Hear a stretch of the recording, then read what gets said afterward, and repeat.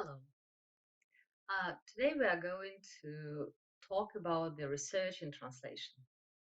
This theme is closely connected with the previous one, which was about terminology management, and it is one of the preliminary tasks that we need to uh, execute before we start translating.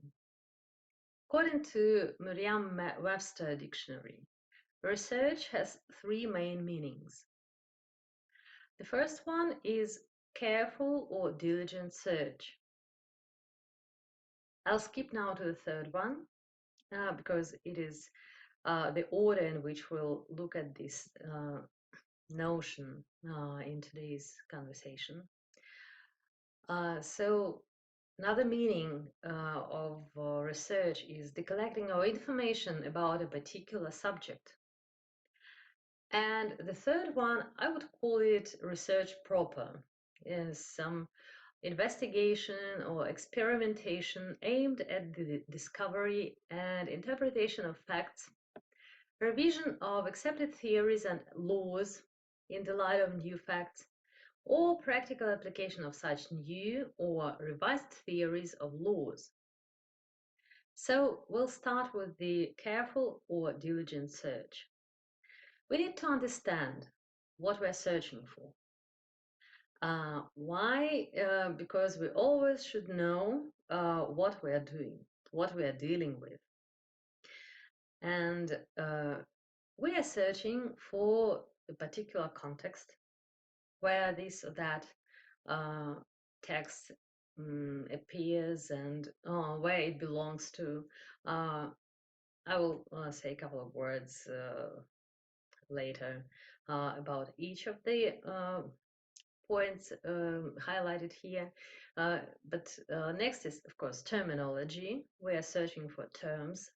And we remember that if we think of the terms in broad meaning, that is any difficult words, words that appear in the source text quite often, and they are kind of keywords in the text. It makes more sense, even more sense that than if we look at the terminology in the narrow meaning, that is the specific words, lexis for characteristic of a certain subfield.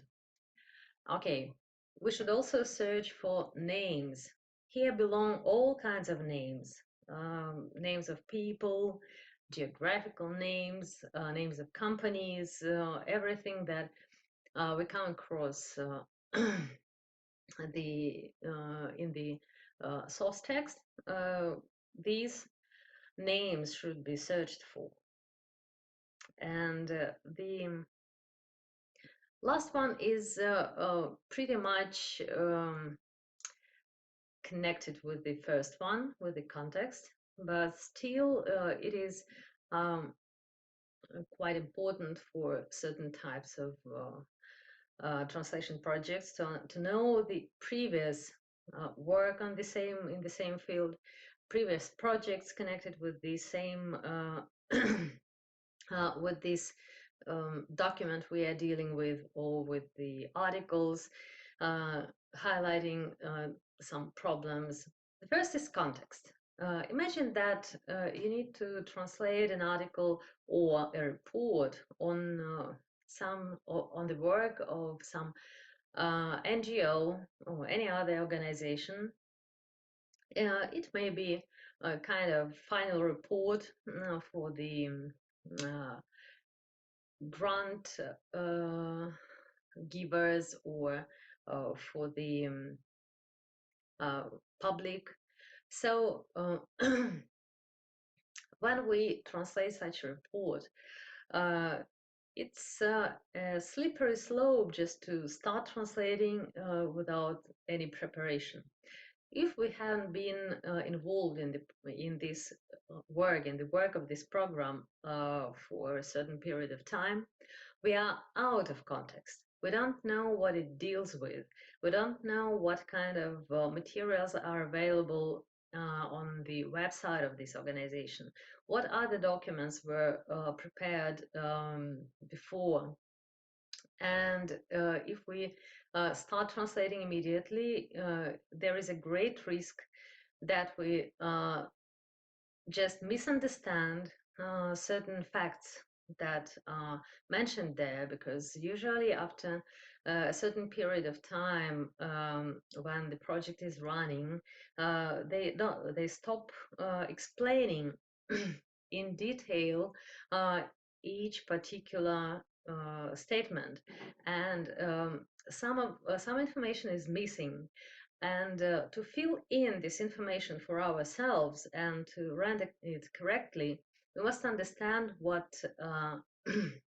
has already been done, what materials and texts are available, how they've been translated already by other colleagues, and use this in our work. It concerns, of course, terminology. If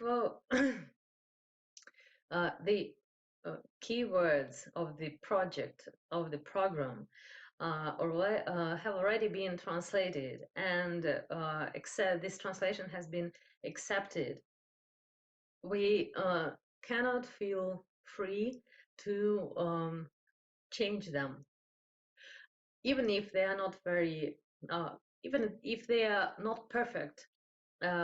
The stakeholders of the program, the participants of the projects, they know how that notion is named, and if we change these words, it will bring some confusion to the readers, and we don't want this.